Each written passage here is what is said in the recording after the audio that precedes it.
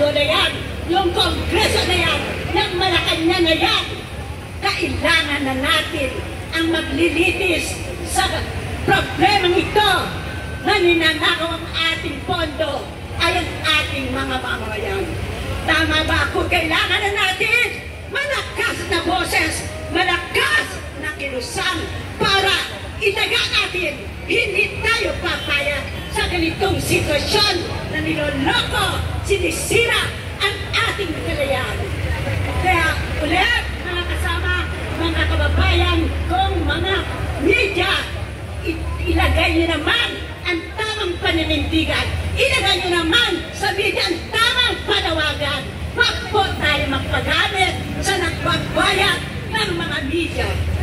Dahil marami yan, alam po natin, sa mga korporasyon, mayayaman natin mga nakaupo, maglalagay lang sila at akala nila sila ang tama.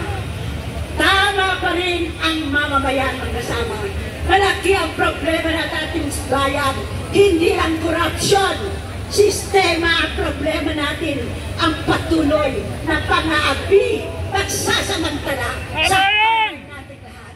Kaya kailangan natin mag-isip na aksyon na mas mapataas sa pagrarami.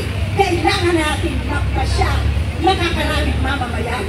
Itigil na natin ang kalukuhan ng mga nakaupo. Itataga natin lahat. Hindi tayo papayag sa sistemang ito. Kailangan na natin kasi itayo ang sistema na magpapalaya sa ating lahat.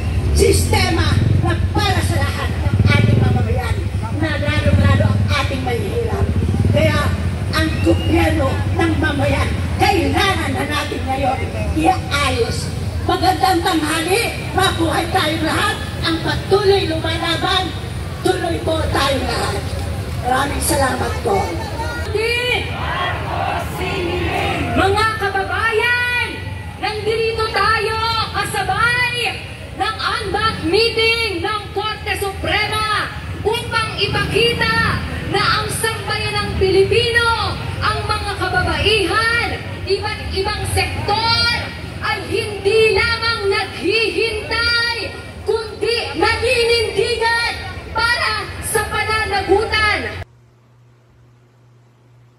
Sa lahat ng mga sis at mga bro sa Philippine Guardians Brotherhood Incorporated, sa inyong lahat, ngayong ika-25 founding anniversary natin, magandang umaga sa inyong lahat.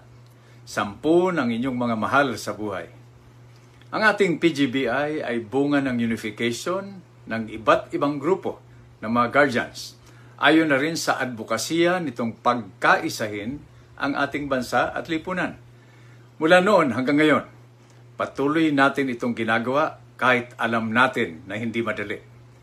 Sa kasalukuyan, nahaharap na naman tayo sa isang hamon para patuloy na manawagan para sa pagkakaisa ng bansa at mamamayan upang labanan ang kahirapan tungo sa kasaganahan at kapayapaan. At nang sa gayon, masanda tayo at kakayanin nating harapin ang iba pang mga suliraning panglipunan, pati na ang banta sa soberanya ng ating bansa. Sa gitna ng makulimlim na panahon ng sitwasyong pampolitika at pang-ekonomiya, hindi lang ngayon, kundi lagi nang bumabalot sa ating bansa, hinihikayat ko ang lahat ng mga kasapi sa pangunguna ng mga nasa pamunuan na patuloy nating pagtibayin ang ating hanay at huwag tayong maumay na manawagan na magkaisa, mag-organisa at kumilos sa abot ng ating makakaya. Manawagan tayo ng pagkakaisa sa lahat ng mga nakaraang namuno, sa mga kasalukuyang namumuno at sa mga naghahangad ng mga pansarili at pangpartido politikal na interes sa interes ng mamamayang bayan. Manawagan at mag-organisa din tayo sa hanay mamamayan upang kumilos para sa pagkakaisa at kapayapaan at iluklok ang mga pamunuang lokal at sa nasyonal, ang mga tunay na magtataguyod ng pagsugpo ng kahirapan para sa tunay na pagbabago. Muli mga kapatid, humayo tayo at manawagan na magkaisa, mag-organisa at kumilos para sa bayan at mamamayan. Mabuhay kayo, Mabuhay ang Philippine Guardians Brotherhood Incorporated. Mabuhay ang sambayanang Pilipino. Deputy Secretary General for NCR and the Regional President for NCR, Bernardito Ang, to award this certificate. May I just read the citation? In grateful recognition for your valuable contribution as resource person to the Revisiting the Duterte Legacy Forum held on August 21, 2025 at PDP Headquarters, Santa Mesa, Manila. Your insights and expertise greatly enriched the discussions and contributed to the success of the event presented this 21st day of August 2025 at PDP National Headquarters, Santa Mesa, Manila, signed by the National Vice Chairman Alfonso Cusi and the Secretary General Attorney Wendell Avisado. First certificate is awarded to General Carlos Kita, retired. Ay, teka, doon ka, sir. Sa harap, sir. Sa harap ka. O, Dobby, pakiabot ng ating ano. Dito. Ayan. Doon ka. Ayan. So, please witness the awarding of the certificate. Of course, to Attorney Yvette C. Contacto.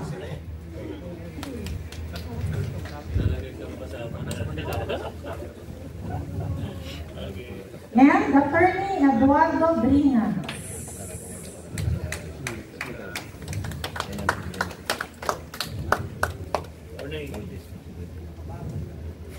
And also for Greco Bellica, dalawa yung kanya because of his other support to the event. Dalawa. Hindi ko na babasahin para hindi ano. Baka maraming pumila sa'yo. Ayan. Okay. Picture mo na sa harap lahat. Awardees. Dito kami sa kapila. Dito kami. Dito kami yan.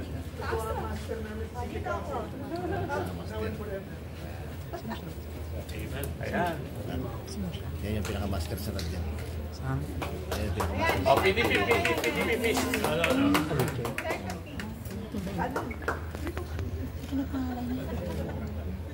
Para sa administrasyon.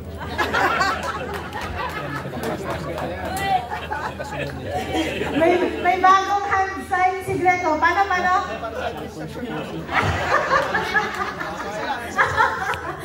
Ayan. Natuwa kayo sa ating second set, di ba? Maganda ang ating mga discussion dito. Oo. Gusto niyo pa ng repeat ng ganito?